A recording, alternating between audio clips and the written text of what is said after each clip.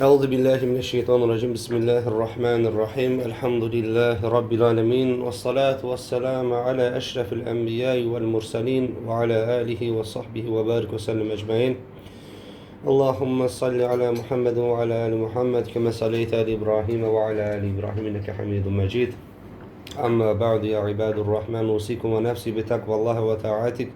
İnna Allaha ma'allezine ittaqav vellezine hum muhsinun. Esselamu aleyküm ve rahmetullahi ve berekatuhu. Değerli kardeşlerim. Aleykümselam ve rahmetullahi ve berekatuhu. Allah Azze ve Celle hamdolsun bir daha bizleri yeniden öz icra tarafında bir araya topladı. Rabbimizden temennimiz budur ki burada bizleri özüne hatırladı, özüne yakınlaştırdığı için buradan çıktığımız zaman da hemen yakınlığı ve hemen hatireleri, hemen hatırlatmanı İnşallah öz zihnində, yəni öz qüvvəsində, öz səviyyəsində saxlayabilək. Çünki həqiqətən Peyğəmbər sallallahu aleyhi və səlləm sahabə gəlib ondan soruşduğu zaman ki, Allahın Rasulü, biz sənin yanında fərqli oluruq, sənin yanından ayrıldıqdan sonra isə tamam fərqli oluruq. Allaha and olsun ki, bizim imanla bağlı narahatçılığımız var. Yəni qorxuruq ki, bəlkə biz münafiq olmuşuq diye Allah Resulü sallallahu aleyhi ve selleme öz içlerindeki narahatlığı bildirirler. Ve Nebi sallallahu aleyhi ve sellem buyurur ki, eğer siz benim yanımda olduğunuz kimi sonrasında da belə bir həyat yaşasanız, mələklərlə əl görüşərdiniz. Yəni salamlaşardınız. Şübhəsiz ki, bu salamlaşma cismi bir salamlaşma deyil. Yəni siz onları görərdiniz, onların sizə təbəssüm etməsini və sizə salam verməsini xahiş edərsiniz ki, görərdiniz. İllər sonra bu hədisi, bu mübarək kəlmələri eşidən bir sahabə efendimiz var. Hasan el-Basri rahimehullah illər sonra ondan bir hadisəni rivayet edir. Daha doğrusu özünün şahid olduğu bir hadisəni özü də ravisi olur və deyir ki, o deyir Basrada deyir dərsdən çıxdığı zaman mədrəsədən ayrılardı və həmən deyir mən onu uzaqdan müşahidə edirdim. Onda bir qəribə halı deyir. Onda bir qəribə halı görmüşdüm deyir. Onu deyir uzaqdan müşahidə edirdim. Görərdim ki və o bu halına devam edir. Ondakı hal nə idi? Çıxdığı zaman dərsdən, mədrəsədən sağına soluna baxardı, heç kim olmadığı təqdirdə baxdığı o sağa sola təbəssüm edərək başı ilə salam verərdi. Hasan Bəsri deyir ki, mən onun salam verdiyi cinahlarda nə qədər bir insan axtardım, nə qədər bir məxluq axtardım ki, görün bəlkə o görür, mən gözdən qaçırdıram, görmürəm, amma lakin deyir, mən onu deyir, görmürəm. Onun salam verdiyi kimsəni və Allah Resulü sallallahu aleyhi və səlləmin hədisi çıxdı qarşıma və onun özünə yaxınlaşdım və bunları, bu gedişatı ondan soruşdum ki, səndəki bu hal nədir deyir, hər dəfə deyir, mədrəsədən ayrılırsan və ətrafını təbəssüm edərək salam verirsə, o mənə heç bir cavab vermədi. Ondan sonra tələbələri dedi ki, Allah Resulü sallallahu aleyhi və səlləmlə tez-tez bu hədisi rivayet edir.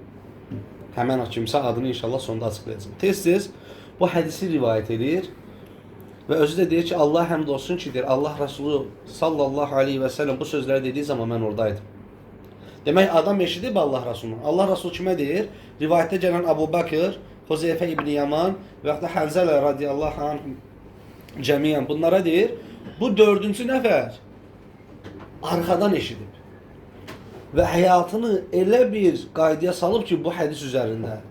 Hasan el-Basri o həyata şahidlik edir və deyir ki, and olsun ki, o sanki birilərini görürdü və onlara təbəssüm edərək deyir, başı ilə salam verirdi deyir. Allah Resulü nə demişdi? Bir işçi qövüldü və şübhəsiz ki, heç nə öz nəfsindən olmayan bir şeydir bu hal. Əgər deyir, belə olsaydınız deyir, mənim yanımda olduğunuz kimi olsaydınız, mələklərlə deyir, salamlaşardınız. Hüseyin ibn Amr, sahabə efendimizdir. İnşallah həyat-ı sahabəni keçdiyimiz zaman həyatını zikr edəcək. Ona görə beləsi insanların, beləsi kişilərin, Allah tamamından razı olsun, həyatları çox önəmlidir. Yəni Allah Resulü'nün sözünü götürüb aleyhissalatu vesselam və onu həyatına şüar edinib və illər sonra o həyata şahidlik edən başqa bir tabiinin abidi olarak tanınan Hasan el-Basri o həyata şahidlik edir və deyir ki, o deyir çıxır və təbəssüm edir sağına soluna və başı ilə salam verir deyir. Sanki birilərini görürmüş kimi. Allah Azze ve Celle bizə də elə imani bir keyfiyyət nəsib eləsin. Allahümme amin. Yaşadığımız cəmiyyətdə qaydalara riayət eləmək məcburiyyətindəyik. Bilirik ki, bu həm fiziki olaraq belədir, həm inzibati olaraq belədir, həm sosioloji həyatda belədir. Hər bir həyatımızın sayəsində nə etməliyik? ayaq uydurmalıyıq və həmən əsnada insanların haqqına işin olmazsa olmaz tərəfi də budur ki, riayət etməliyik, dəyərli qardaşlar. Və bu qaydaların içərisində ən təməli nədir? Həmən cəmiyyətə narahatçılıq verən şeyləri o cəmiyyətin içinə salmamaq, özündə o halları, o xislətləri daşıyırsansa, bununla özünü mübarizə aparmağın və ondan tamamən qurtulmağın, yəni təbərri etməyin. Bir insanda əgər mənfi adına bir xislət varsa və o müəyyən bir cəmiyyətin mənsubudursa, o insan mənfiliyini tamamən o cəmiyyətin daxilinə təzahür etməməlidir. Yəni açığa vurmamalıdır və həmçinin bunun orada yayılmasına icazə verməməlidir. Çünki bilirik ki, biz iman eləyən zümrə olaraq hamımızın iman etdiyi bir yaş var və iman etdiyi yaşa qədər yaşamış olduğumuz bir həyat var ki, bu həyata cahiliyyə dövrü deyirlər. Cahiliyyə dövrü elə bir şeydir ki, bugün baxdığımız zaman bütün o gedişata, o gedişatın tamamı travmalarla doludur. Kimisinin pula qarşı, yəni dünya malına qarşı olan travmalar var. Kimisinin dünya nemətlərinin içində miniyə qarşı, yəni gözəl miniklər sürüb vaxtında adam, bugün əlində onlar yoxdur və bir insan gəlib onun yanında bu kimi şeylərdən zikr etməklə onu yenidən o öz keçmiş travmalarına qaytarmış olur. Kimisində isə gözəl qadınlar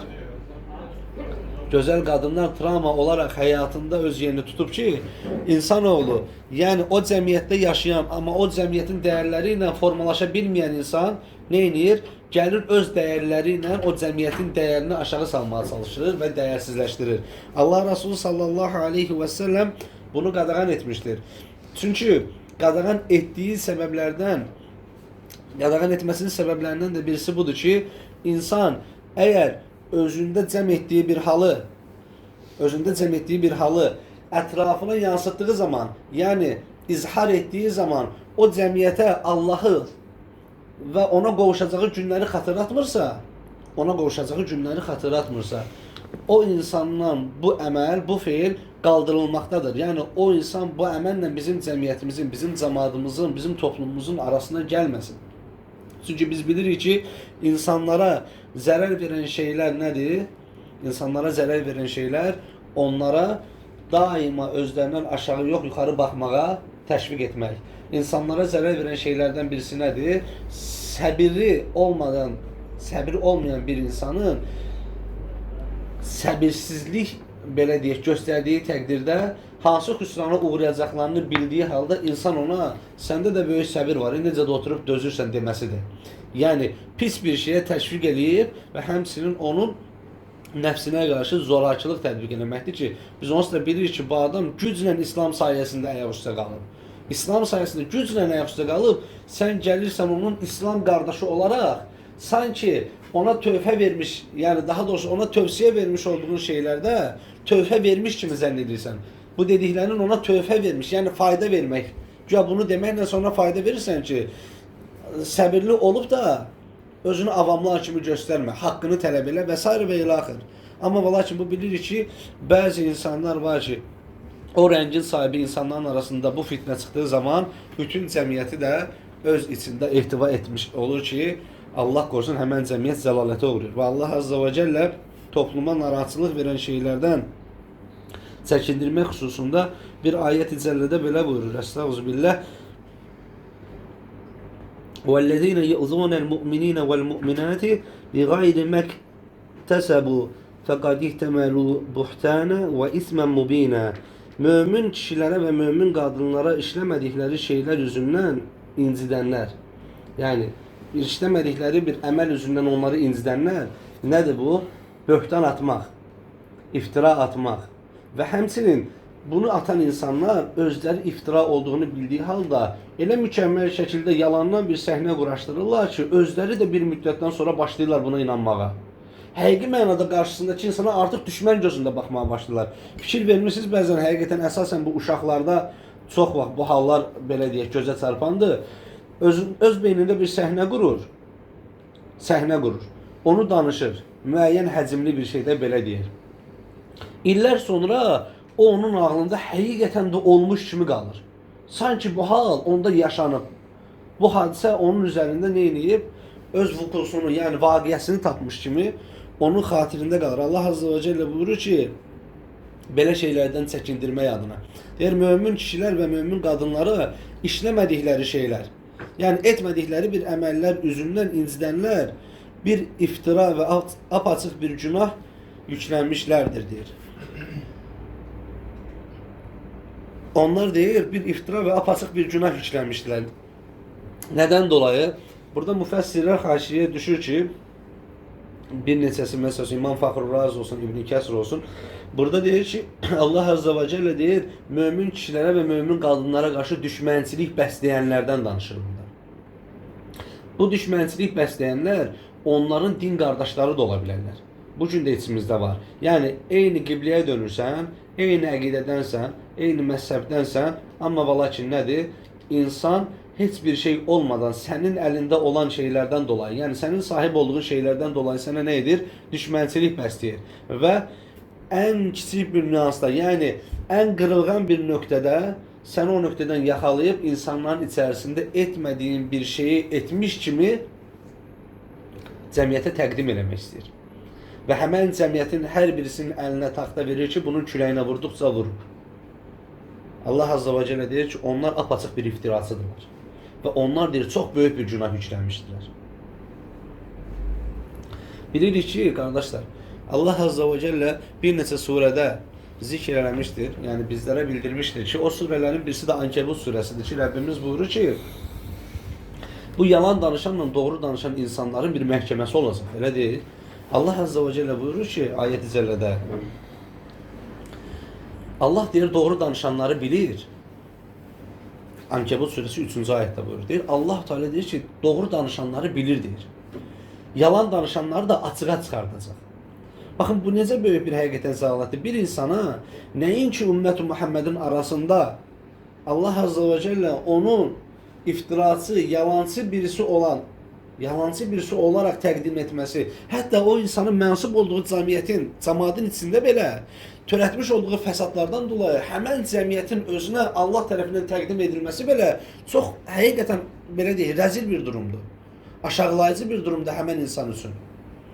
Dünyada o insanlar sənə allandılar, inandılar. Nə etmiş oldun? Bir qardaşını və yaxud da bacını qaralamış oldun. Və onun bayaq da zikr etdiyimiz kimi kürəyinə vurulmuş bir sopanın, başına atılmış bir daşın səbəbkarı oldun. Nə oldu? Bir müddətdən sonra vallahi bu unuduldu, getdi. O insana Allah Azza və Cəllə sadiqləri təmizə çıxartdığı kimi təmizə çıxardacaq. Bəs sənin halın necə olacaq? Ay bədbəxt. Sənin halın necə olacaq? Sən bugün bu sözləri söylədiyin zaman sabah Allah Azza və Cəllə bunun hesabını səndən alacaq. Özü qadirdir. Heç kim arıya vasitəsi etmədən özü bunun səndən qisasını alacaq. Allah intiqamdır. Allah intiqam sahibidir. İntiqam almağı Allah Azza və Cəllə özünə sifət edilmişdir, əsma edilmişdir. Allah Azza və Cəllə o qulunun səndən haqqını aldığı zaman, bəs o gün o cəmiyyət səndən dolayı günah yükləndiklərini bildikdə, sənə də üstün haqlarını halal etmədikdə, sənin qurtarıcın kim olacaq? Allah onu qurtardı. Dünyada təmizlədi, uyladı da dünya. İllüziyadan ibarət. Bir günlük bir şeydir və yaxud da bir quşluq vaxtı qədər, bir duha saatı qədər bir şeydir. Hər birimizdən soruşulduğu zaman hər birimiz o cavab verəcəyik. 80 il yaşayan da o cavab verəcək, 20 il yaşayan da o cavab verəcək. And olsun ki, mən dünyada bir gecə və yaxud ondan daha biraz müddətdə qalmışam deyəcək. Uyladı, keçib gedən bir şeydir, mətadır. Və sən nə etdin həmən keçib gedən o mətanın içində sən nə etdin? O dünyanın içində yükləndikcə yükləndin. Bir cəmiyyətə zərər toxundurdun, bir cəmiyyətin əlini digər həmən cəmiyyətin mənsubu olan qardaşının qanına bulaşdırdın. Bax, bunlar həqiqətən diqqət etməyimiz gerəkən kriteriyalardır. Biz bugün Fuad qardaş vasitəsilə, digər qardaşlar vasitəsilə, hər kimin vasitəsilə olursa olsun, gəlib qatılırıqsa dərsə, demək ki, biz bir cəmiyyətin içinə girik, bir cəmaatın içinə girik. O cəmaatın içinə girəndə biz bütün mənfi xislətlərimizi çöldə qoymalıyıq. Özümüzü boğub saxlamaq gərəkirsə belə, boğub saxlamalıyıq və Allahdan yardım istəməliyik ki, o cəmiyyətə bizim mənfilərimiz sıçramasın, bulaşmasın. Bilirik ki, bəzi kimsələr sonradan qatılmış olduğu cəmiyyətləri bir çox İslam mənsubları, yəni müsəlmanlardanam deyərək, həqiqətən də İslam mənsubu olan kimsələr var ki, öz mənfi, yəni belə deyək, naqis xislətlərini içində birikdirib və həmçinin cəmiyyətə bunu yansıtmaqda ayaq saxlamadığından dolayı həmən cəmiyyətdə nə olur? Həmən cəmiyyət başlayır zəlalətə uğramağa. Həmən cəmiyyətlərdə parçalanma olur. Həmən cəmaatda, həmən toplumda insanlar ayrılığa düşür, fikir ayrılığa düşür. Ondan sonra fiziki ayrılığa düşür. Ondan sonra mənəvi ayrılığa düşür. Bir insan bir şeydən bilirsiniz də hardan başlayır ayrılmağa, fikirdən. Toplumda birinci ayrılıq fikirdən başlayır. Ondan sonra nədən başlayır? Fiziki ayrılıq. Yəni az-az görüşməyə başlayırlar. Amma bizim bugün görmədiyimiz qardaşlar var ki, içlərimizdə elə qardaşlar var ki, görmədiyimiz halda o qardaşlarımıza dua edirlər. Məsələn, Fələstinə, Qəzzəyə, Arakana, Lübnana, İslam torpaqlarına hansını görmüşük, hansı birisini görmüşük, heç birisini. Bu nədir artıq? Bu mənəvi birlikdəlikdir. O insanlarla bir yerdə istişarə eləməmişik ki, fikirlərimiz eyni mövzunun üzərində icma eləsin. O insanlarla bədəni şəkildə də bir araya gələ bilməmişik. Demək ki, onlarla bizim aramızdakı birlikdəliyin adı nədir? Mənəvi birlikdəlik. Bir insanın cəmiyyətə sıçratmış olduğu həmən naqislikdən dolayı başlayır birinci fikri ayrılıqlar. Ondan sonra bədəni ayrılıqlar, cismi ayrılıqlar. Ondan sonra da başlayır mənəvi ayrılıqlar. Artıq sən o insanı xatırlamırsan ki, nə də qaldı sən təhəccüdə qalxdığın zaman o qardaşına dua eləyəsən. Əslində biz səhabədən bildiyimiz, sələfin salihlərindən öyrəndiyimiz şey nədir? İnsan ədavət apardığı qardaşına dua elədikcə arasındakı ədavət bitməyə üst tutur. Düşmənçilik elədiyi qardaşına dua etdikcə şeytan deyir ki, mən bunların arasından çəkilim. Mən bunların arasından çıxım artıq. Nəyə görə çıxım? Çünki mən bunların arasında ədavəti gücləndirdikcə, düşmənçiliyi gücləndirdikcə bunlar bir-birinə dua edir. Bunlar bir-birinə dua etdiyi zaman bunların bütün keçmiş günahları bağışlanmış olur. Bu sələfin salih kişilərinin sözüdür. Ulemanın sözüdür bu. İki mömin qardaş bir-birinə dua etdikcə onların keçmiş günahları bir-bir bağışlanır. Hətta onların günahları dəniz köpükləri qədər belə olsa. Və şeytan deyir, mən bir şeyə səbəb olmaq istədim ki, cismi bir ayrılıq. Fikirlə aralaşdırdım, cisimlə aralaşdırdım.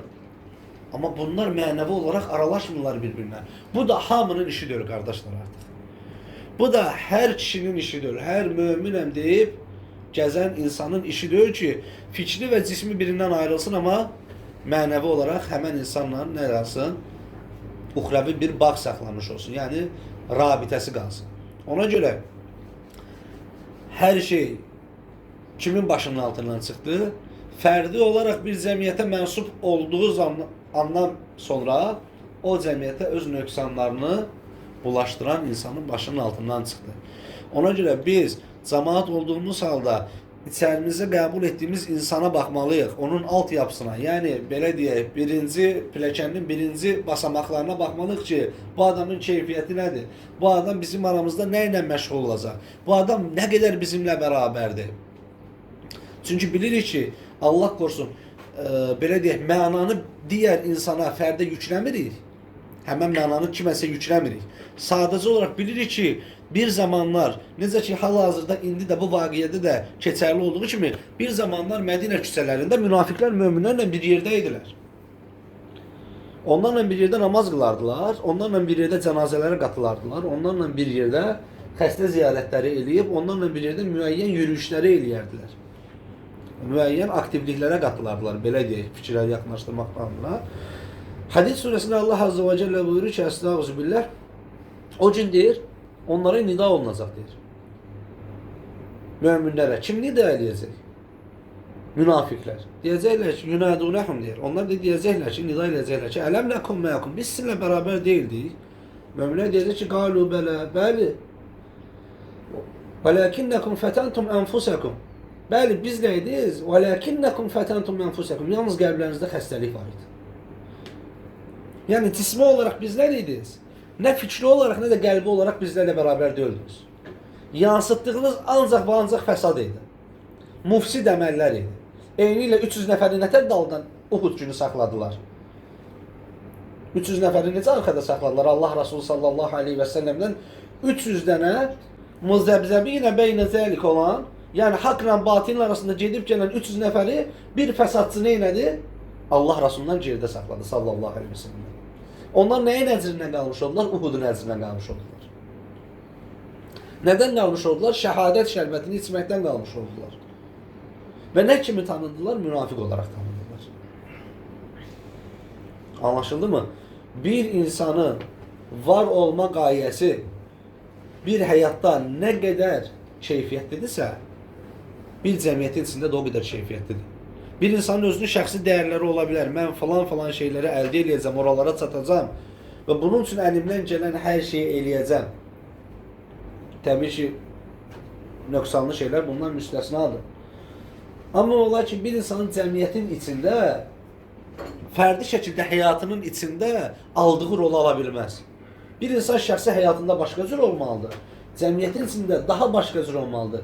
Cəmiyyətin içində o cəmiyyətin də adını öz üzərinə almış olur. Fərdi həyatında yalnız və yalnız öz adına cavabdehdir. Anlaşıldı mı?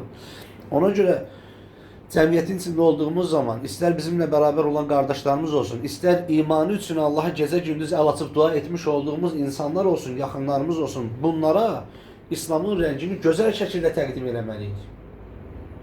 Vallahi, bundan öncəki zikirlərdə də, dərslərdə də Allahın izni ilə xatırlatmışdıq ki, insanlar o qədər İslam'a belə deyək ki, həqiqət pay verirlər ki, o qədər cahillər belə, o qədər mükəmməllik dərəcəsi yüklüyürlər ki, bir nöqsan gördükləri zaman,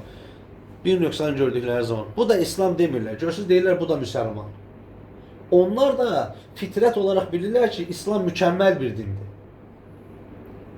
Fitrət olaraq Allah Azze ve Celle onun doğulanda fitrətini yerləşdirib baxır. İslamı din olaraq yerləşdirib onun mükəmməlliyini ruhlar aləmində ona nə edib?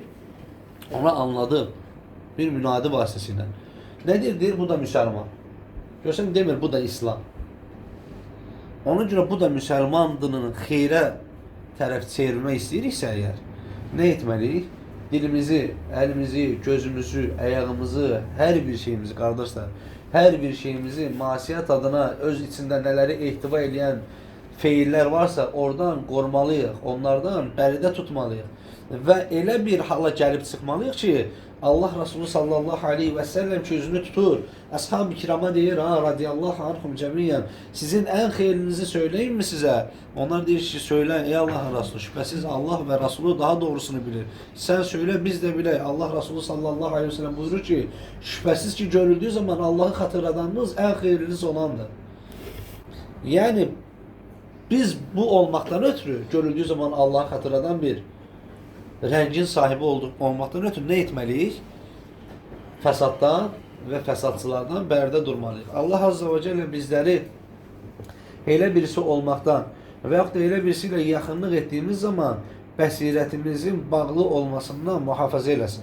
Amin. Allah Azze ve Celle bizləri burada bir araya topladığı kimi Firdevsində də Allah Resulü sallallahu aleyhi və səlləmin həmd sancağı altında da bir araya toplasın. Rəbbimizdən niyazımız odur ki, bunu cənnətimizə vəsilə eləsin. Və bura girdiyimiz zaman yüklənmiş olduğumuz günahlardan buradan ayrıldığımız zaman tamamen qurtulmuş şəkildə ayrılaq. Və axiru və də'vana inilhamdülillahi rabbil alemin.